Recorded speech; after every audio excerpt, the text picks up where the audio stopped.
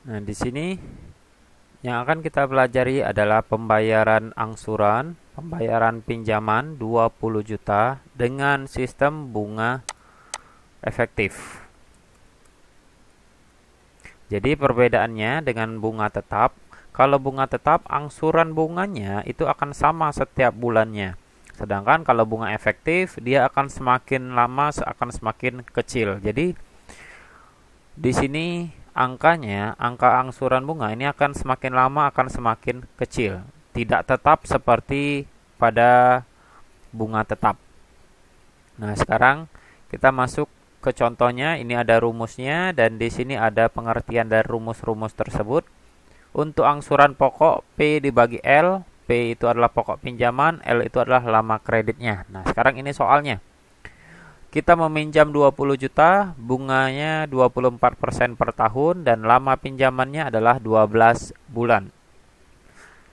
Nah, sekarang kita masuk bulan ke-0. Berarti kita baru meminjamkan, kita belum melakukan angsuran, jadi belum membayar angsuran. Jadi sisa pinjamannya masih nilainya 20 juta.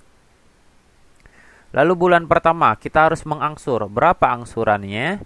Kita lihat rumusnya, P dibagi L. Berarti sama dengan pokok pinjaman.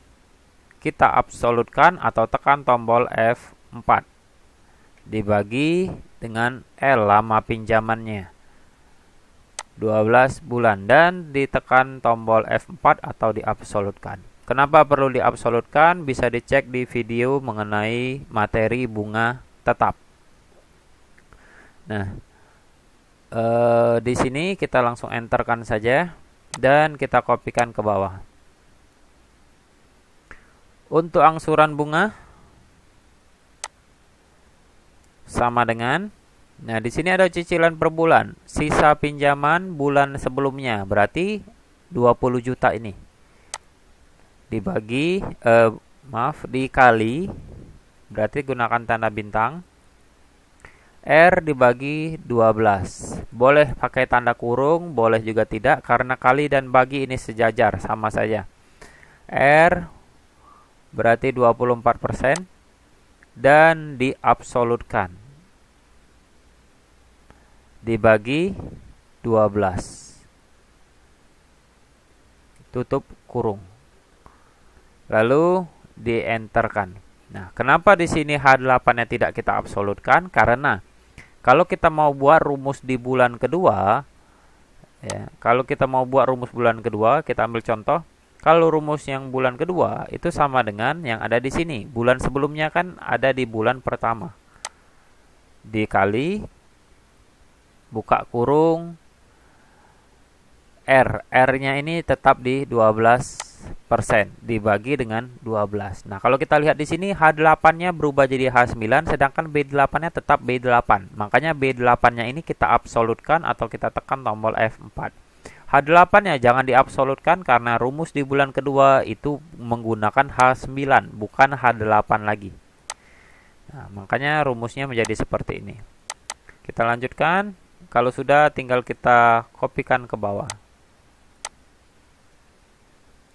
Nah, di sini nilainya belum ada karena di sini belum terisi. Kalau di sini sudah otomatis terisi, di sini nanti rumusnya akan berjalan secara otomatis. Sebagai contoh, kalau di sini saya isi 3, di sini akan ada angkanya. Ya. Nah, kita lanjutkan ke total angsuran. Total angsuran adalah angsuran pokok ditambah angsuran bunga. Jadi sama dengan 1.600.000 ditambah 400.000. E9 ditambah F9. Dan tidak perlu diabsolutkan karena pada bulan kedua letaknya di E10 ditambah F10. Lalu kita tarik ke bawah.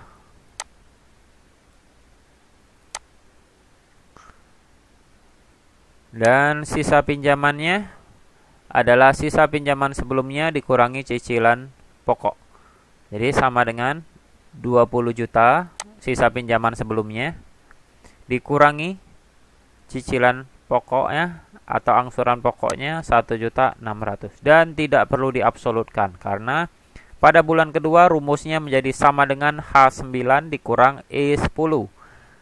dan seterusnya. Jadi ini jangan diabsolutkan agar rumusnya secara otomatis akan berubah. Enter kan? Nah, di sini langsung otomatis terisi. Jadi ini tinggal kita kopikan ke bawah dan angsuran bunganya jadi otomatis juga. Nah, ini bisa dikatakan benar pasti kemungkinannya karena di sini 0. Karena pada bulan ke-12 angsuran kita sudah bayar semua, sisa pinjamannya 0. Nah, sekarang berapa yang kita bayar seluruhnya? Yang kita bayar seluruhnya, kita totalkan total angsurannya, dapatlah 22.600.000. Di sini kita ambil kesimpulan, kita meminjam uang 20 juta dan kita mengangsur setiap bulannya 2.066.000. Dan total yang kita bayar itu sebenarnya 22.600.000. Berarti kita meminjam 20 juta, tapi yang kita bayar sebenarnya 22.600.000. Karena ada bunga 24%. Jadi anggaplah kalian mendapatkan uang 20 juta, tapi kalian harus membayar 22.600.000. Nah, sekarang kalau kita lihat ini bunga efektif. Bagaimana kalau bunga tunggal? Nah, kalau kita bandingkan dengan bunga tunggal,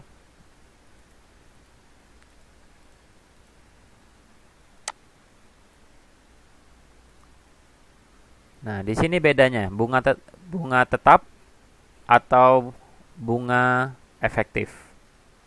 Kalau bunga efektif, kalian lihat angsuran bunganya setiap bulan menurun. Kalau bunga tetap, angsurannya tetap, tidak ada perubahan dan yang dibayar itu lebih banyak. Kalau kita bandingkan, nah ini bedanya.